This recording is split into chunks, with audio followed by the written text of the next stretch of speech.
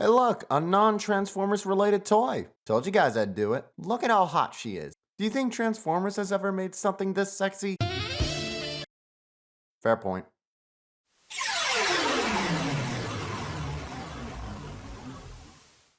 Darkstalkers.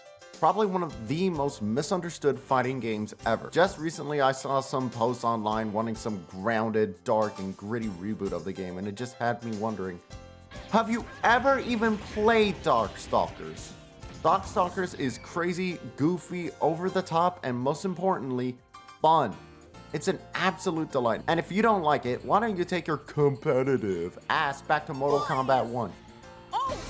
You broke a $3,000 life over a crap game. And it's funny, while Darkstalkers hasn't gotten a new game in years, Morrigan kinda remains the series mascot, appearing in plenty of other media and merchandise. Like when you think succubuses, Morrigan is often the one people will have in mind when designing their own succubus characters. And naturally, with an already popular character, Capcom opted to expand the cast with a sister for the Scottish slag of Satan, with Lilith, her cuter, perkier sister, though still just as demented.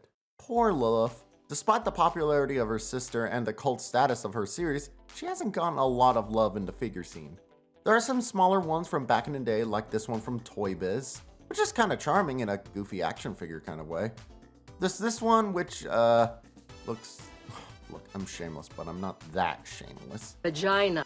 And there's this adorable one from Pop-Up Parade, but that one came out after this one, so moving on! KotoPia are one of the largest figure houses in Japan and have done some incredible work. Immaculate detail, gorgeous colors, poses with a ton of personality, and they've tackled a lot of different franchises, including Transformers. Why did they create Dami Mommy Megatroni?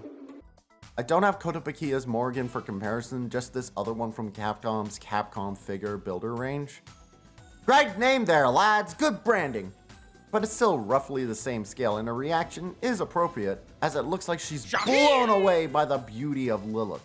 Everything is on point here. The adorable face, the colors, the flat chest, the big butt that her fans all adore her for. It's all here. It's so funny going from Transformers, which even at collector scale tends to have very simple paint jobs and plastic sculpting. Here though, we have different plastic texturing for seemingly every bit of the body, with a smooth, reflective latex-like plastic for her main outfit, textured effect for the wings, and a really nice soft but solid plastic for the rest of the body. I'm seriously impressed at all the little details too, from the little folds on her stocking, the little muscle definitions, and the absolutely perfect paintwork on her eyes. It's a detailed delight of this devilish daring demoness. God, that felt good to say. Articulation-wise... Oh, right. Well... really is just a statue, huh? No articulation here. How about we talk about how well of a representation of the character this is? After all, it's a statue. All it can do is represent the character. It's not like it's gonna have any action features, and honestly, looking at it, I immediately see it and go, boom! Lilith. The colors are all exceptional with lovely gradiated paint effects on the sleeve and leggings, though I will say I'm not as big on the highlighting on her hair. It's a bit too bright, but to be fair, a lot of highlighting on hair can be tricky for a lot of figures. It's supposed to be a light shining down from above, but unless you have a light shining down like that, it looks kinda odd. But it's a minor complaint. And the pose, kind of a standard sexy girl pose, is a pose Lilith does in the game. It's that cute, perky, hello boys kind of pose. Like she's just walked into the room and grabbing attention. Considering how dynamic of a fighting game Darkstalkers is, I would have preferred a more dynamic pose, because, hey, fighting game character. It makes sense to have them have dynamic poses.